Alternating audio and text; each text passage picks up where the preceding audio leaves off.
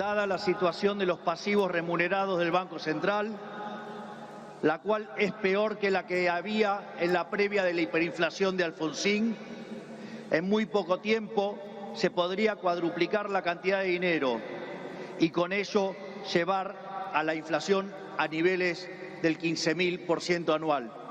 Esta es la herencia que nos dejan, una inflación plantada del 15.000% anual, la cual vamos a luchar contra uñas y dientes para erradicarla. El gobierno saliente nos ha dejado plantada una hiperinflación y es nuestra máxima prioridad hacer todos los esfuerzos posibles para evitar semejante catástrofe que llevaría a la pobreza por encima del 90% y la indigencia por encima del 50%.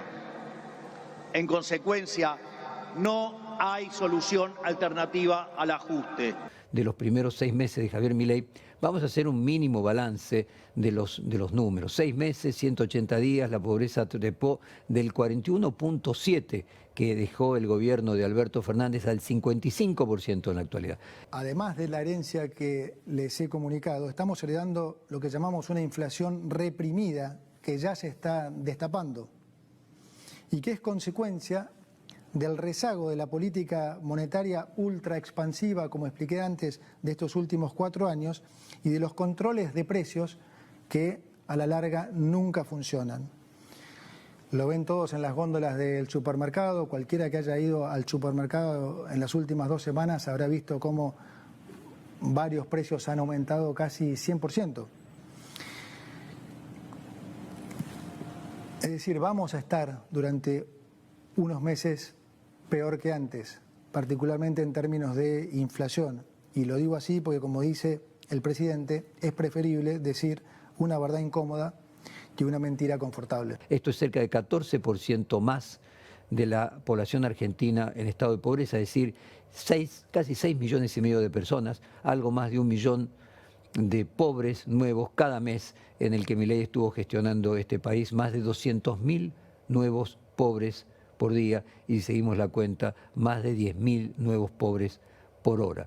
Esto es lo que da cuenta el dato proveniente del Observatorio de Deuda Social de la Universidad Católica Argentina, que solo contempla los primeros 3 meses de Milei. Probablemente este número sea más alto, porque a pesar de que la inflación ha bajado, los precios de la canasta básica que se utilizan para medir la pobreza han subido algo por encima del 70% en estos 6 meses. El primer paso. En los próximos días llamaremos a sesiones extraordinarias del Congreso Nacional y enviaremos un paquete de leyes pidiéndole al Congreso la colaboración para avanzar en este proceso de cambio que la sociedad eligió en un contexto de crisis que requiere acción inmediata. Los diputados y senadores de la Nación enfrentarán la responsabilidad histórica de elegir entre ser parte de este cambio o obstruir el proyecto de reformas más ambiciosa de los últimos 40 años para poder lograr finalmente poner en marcha las fuerzas productivas de los argentinos y comenzar a transitar el camino para volver a ser una potencia mundial. Confío en que nuestros representantes defenderán los intereses de los argentinos y no los de la casta que se han beneficiado durante décadas de este sistema empobrecedor. Una de las causas principales también, en el que podemos decir que hay otro síntoma, que es la expulsión de funcionarios, 34 funcionarios de la gestión libertaria que fueron deyectados del gobierno, podríamos decir un funcionario menos por semana y entre 5 y 6 por mes. Ayer, en la sesión de la Cámara de Diputados, la casta política, como nosotros llamamos, a ese conjunto de delincuentes que quieren una Argentina peor porque no están dispuestos a ceder sus privilegios, empezaron a descuartizar nuestra ley de bases y punto de partida para la libertad de los argentinos, y para poder sostener sus distintos mecanismos por los cuales les roban a los argentinos. Y en ese sentido di la orden de levantar el proyecto. La gran revolución cultural proletaria mejor conocida como la Revolución Cultural China, fue el movimiento llevado a cabo por Mao Zedong y la Banda de los Cuatro, conformada por dirigentes de alto nivel del Partido Comunista Chino, y tuvo lugar en 1966. Busca hacer un cambio de la cultura de la sociedad china, reestructurando la ciencia, la educación, la moral y las artes a partir de las ideas maoístas. De igual forma, las humanidades se vieron influidas por la estructura política comunista. Tanto en la producción cultural de la época se reforzaron los ideales políticos y la imagen de Mao Zedong, lo cual se había debilitado tras el llamado del gran salto adelante, en el que habían muerto literalmente varias decenas de millones de chinos de hambre. La revolución cultural buscaba dar fin a las cuatro viejas costumbres, mentalidad, cultura y hábitos de las épocas de la dinastía, de las cuales para Mao tenían que ser superadas para llevar a la sociedad a una mejora. Lo anterior, junto con la eliminación de la influencia capitalista y el pensamiento burgués. Todo esto, entre comillas, planteado por el texto de la Revolución Cultural China. Estamos en la Argentina frente a una revolución cultural en sentido inverso, un fenómeno de características globales, por ejemplo. Los primeros 6 meses de Milei parecen ir desde ese extremo ideologizado, pero a la sensación de vivir un experimento caótico e incontrolado. Federico Sturzenegger habla de un giro copernicano, pero Nicolás Copérnico, que escribió contra la teoría geocéntrica que decía que el Sol giraba alrededor de la Tierra, era impulsado por la evidencia. Incluso después de años de investigación, los datos le indicaban que era la Tierra la que giraba alrededor del Sol y no al revés, como se creía. Pero Copérnico, si hubiese tenido toda la evidencia que tiene Milei sobre el deterioro de la sociedad argentina, por su política en relación con la teoría, probablemente habría cambiado de opinión. Pero no fue así.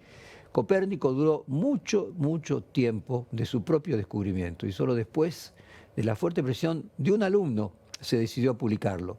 Milei no parece dudar de sus teorías como dudaba Copérnico antes de esbozarlas, y a pesar de que haya muchos datos que la contradicen.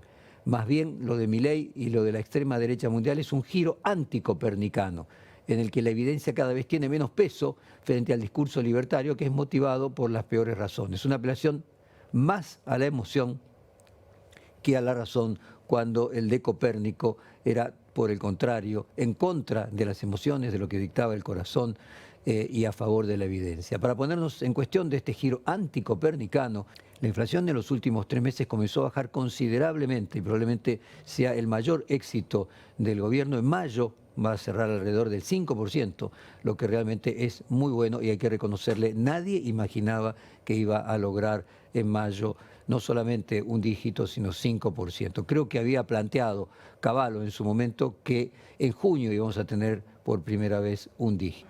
Quiero convocar tanto a gobernadores como expresidentes y líderes de los principales partidos políticos a que depongamos nuestros intereses personales y nos encontremos el próximo 25 de mayo en la provincia de Córdoba para la firma de un nuevo contrato social llamado Pacto de Mayo, un contrato social que establezca los 10 principios del nuevo orden económico argentino. De esta manera, espero que podamos dejar atrás las antinomias del pasado, abandonar las recetas del fracaso y volver, tal como hicieron nuestros padres fundadores hace más de 200 años, a abrazar de una vez y para siempre las ideas de la libertad. Sin embargo, hay que decir que este número se construye en combinación con otros índices negativos. La caída de la actividad económica, tomando solo como base los primeros 4 meses del gobierno, es 16,4%.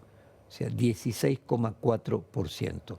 Esto se traduce en suspensiones, cierres de turnos en las fábricas, despidos. Desde que Milei es presidente se perdieron solo en el ámbito privado y registrado, es decir, en blanco, de los 7 millones de personas, casi 100.000 personas, alrededor de 4.000 personas por semana. Les comieron 8 puntos y pico de la jubilación de la inflación de enero. Salió la ley, dice que la va a vetar. Yo creo que va a salir igual, aprobada por insistencia. Y a partir de eso después tenemos todo lo que ya conocemos, ¿no? Un problema con lo que es la ley bases, con el RIGI, que es una entrega a mano abierta de los recursos del país y una desfinanciación completa del país. Porque como pueden comprar pymes, los que vengan del exterior, incluirlas en el RIGI, esas empresas dejan de pagar impuestos. O sea que no solamente desfinancias, entregar los recursos, sino que desfinancias a la nación. No es que van a pagar impuestos a la ganancia, porque hay más circulación de plata, mentira, porque les permite traer hasta los empleados propios del exterior, que los traen acá, les pagan acá, consumen mínimamente acá y dejan toda la plata en el exterior.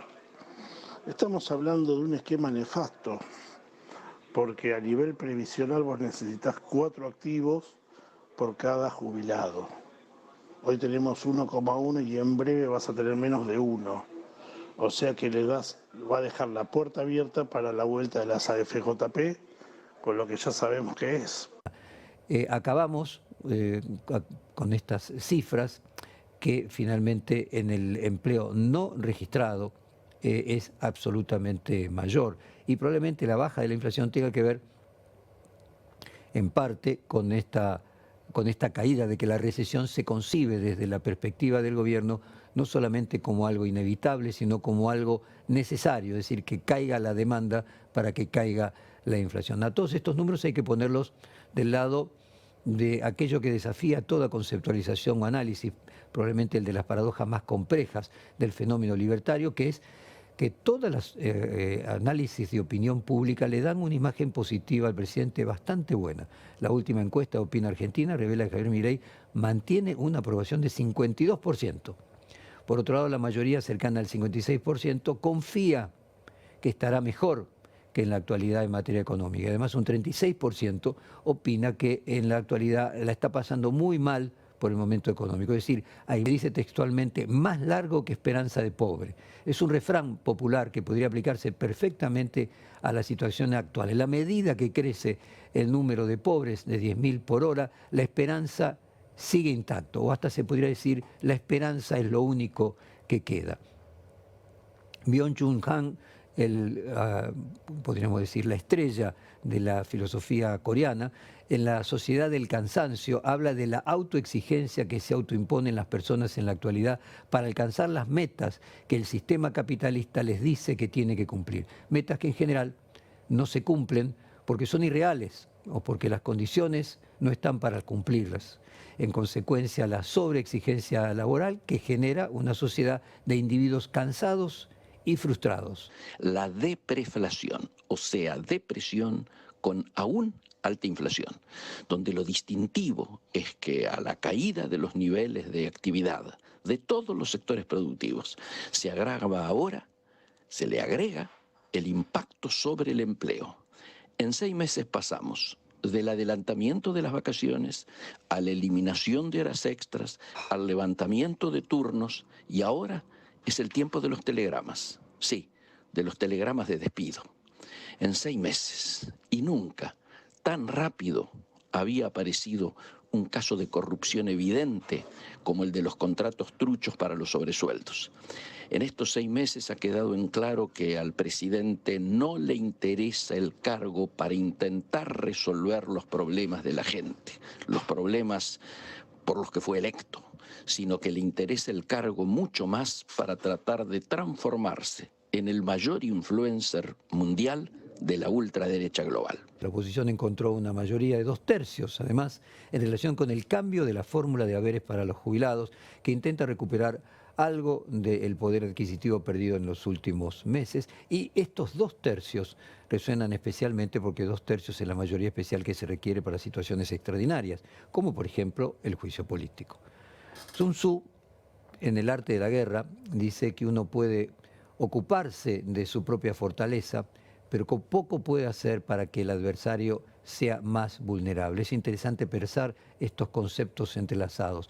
¿Cuánta de la fortaleza que tiene Milei en la opinión pública tiene que ver con una oposición todavía minoritaria y peleada entre sí? Si la oposición empezara a unirse, como fue esta situación de los 2/3 para la movilidad jubilatoria, partiendo de esta mayoría, y encuentra puntos en común, puede ponerse difícil para Javier Milei.